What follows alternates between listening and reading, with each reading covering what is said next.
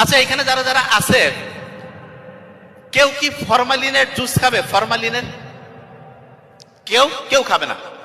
তা আজ থেকে প্রায় বলা যেতে পারে 32 না 1997, তার মানে 1997 সালের আগ পর্যন্ত আমেরিকায় কিন্তু ফরমালিন কোনো খারাপ জিনিস হিসেবে ছিল না। বলতো যে ফরমালিন এটা খাদ্যদ্রব্যে ব্যবহার করা যাবে, সমস্যা নেই।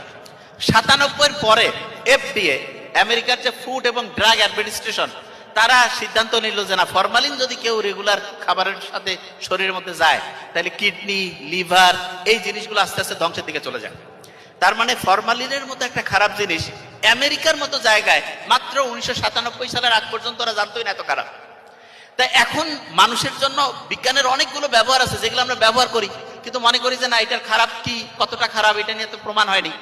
প্রমাণ হইতে একটা জিনিস কিন্তু টাইম লাগে, এবং আল্লাহ যে মানুষকে বানিয়েছেন উনি জানেন যে কোনটা মানুষের জন্য খারাপ হবে, কোনটা ভালো হবে।